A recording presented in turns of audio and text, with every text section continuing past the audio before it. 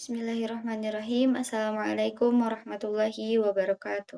Perkenalkan, nama saya Azia Mutia Zahra dari Fakultas Pendidikan Islam dan Keguruan, Prodi Pendidikan Agama Islam dari Universitas Garut.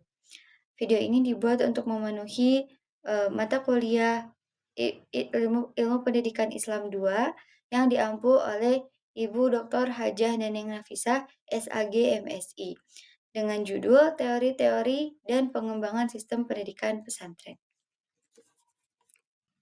Sebelum masuk kepada teori-teori dan pengembangan sistem pendidikan pesantren, di sini saya akan membahas terlebih dahulu tentang pengertian pesantren.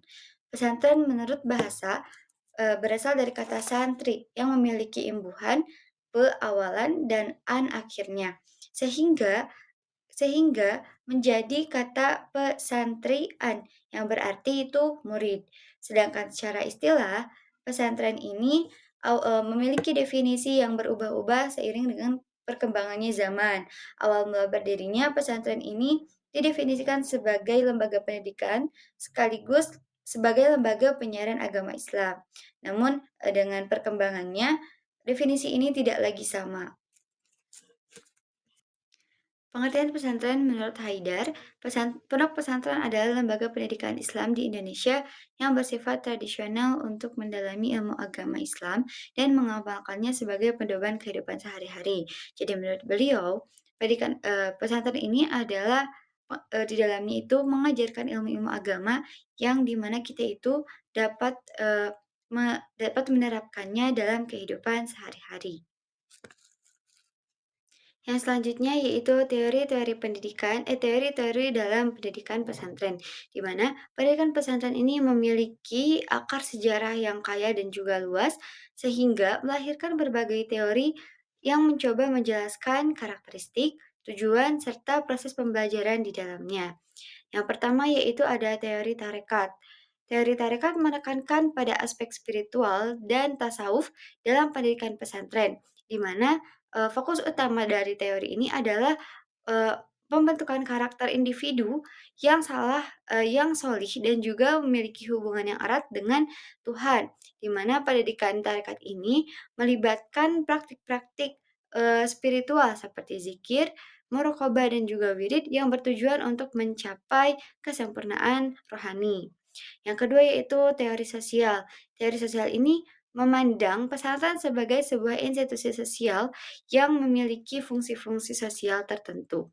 Pesantren ini tidak hanya berfungsi sebagai lembaga agama Islam saja, tetapi juga berperan dalam menjaga nilai-nilai sosial, budaya, dan juga kearifan lokal, sehingga pesantren ini menjadi wadah bagi masyarakat untuk dapat berinteraksi dan juga saling membantu.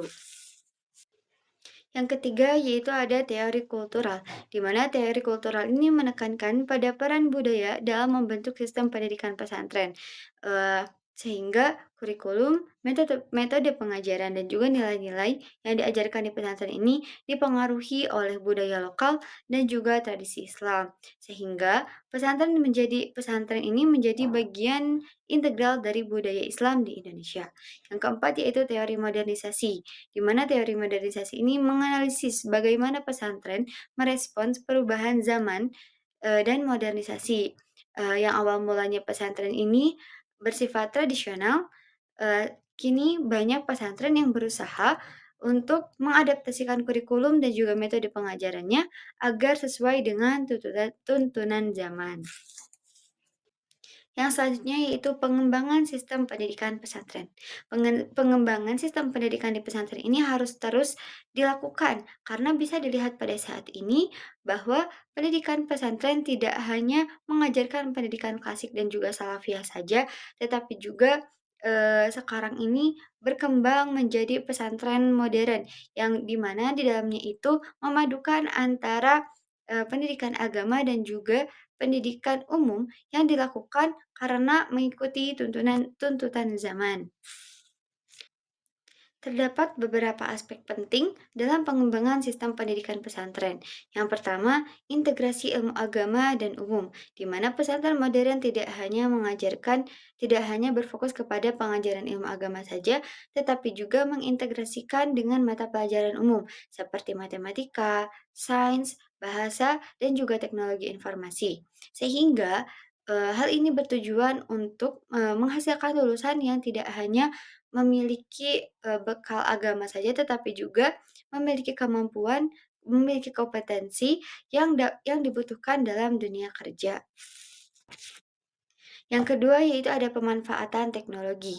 Seiring dengan perkembangannya zaman dan juga perkembangannya teknologi, sekarang banyak pondok-pondok pesantren yang di dalamnya itu, menggunakan teknologi. Apalagi yang di pondok pesantrennya ada pembelajaran lab komputer, misalnya di jenjang SMA. Di jenjang SMA ini sangat membutuhkan sekali teknologi, karena untuk, karena para para santri ini ataupun para siswa ini bisa menggunakan komputer untuk mempelajari software seperti Adobe Photoshop, di mana aplikasi Adobe Photoshop ini bisa digunakan untuk kita itu membuat logo, poster, ataupun, apa itu untuk misalnya mempromosikan pondok pesantrennya tersebut.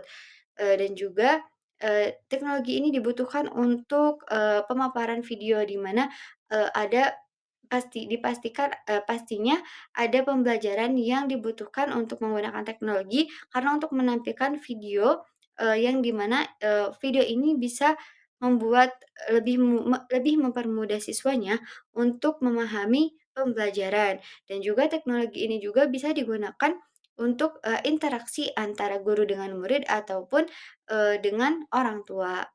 Yang ketiga yaitu penguatan kualitas guru, di mana peningkatan kualitas guru ini merupakan kunci keberhasilan pengembangan pendidikan pesantren. Ada beberapa upaya yang bisa dilakukan. Yang pertama yaitu, eee, memberikan pelatihan terhadap guru, agar guru itu bisa menjadikan, dan meningkatkan kompetensi pedagogik dan juga profesional terhadap guru. Terus juga ada, studi lanjut, yaitu mendukung guru untuk melanjutkan studi ke jenjang yang lebih tinggi sehingga, lebih mengetahui, dan juga menguasai tentang pengajaran gitu. Yang keempat, ada kerjasama dengan institusi pendidikan lain. Kerjasama dengan institusi pendidikan lain ini memiliki beberapa tujuan yang beragam, yaitu mulai dari meningkatkan kualitas pendidikan, memperluas jaringan, hingga mencapai tujuan bersama yang lebih besar. Eee, ada beberapa bentuk kerjasama, salah satunya yaitu pertukaran pelajar, di mana santri atau siswa ini berkunjung ke lembaga pendidikan lain untuk mengetahui bagaimana sih pengajarannya, pembelajarannya, dan juga budayanya di sana, karena pastinya akan ada yang berbeda dalam hal tersebut. Dan kita juga harus bisa mengetahui, tidak hanya kita, mempelajari yang di sekitar kita saja, tapi juga kita bisa mengetahui di lembaga lain itu bagaimana.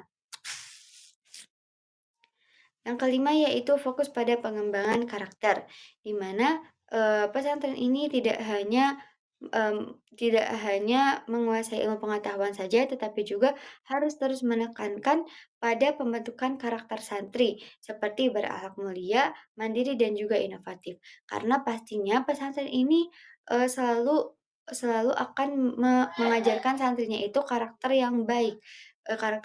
Contohnya bagaimana seperti, adab kepada guru, adab terhadap teman, dan bagaimana juga adab, ketika kita berkomunikasi dengan orang tua.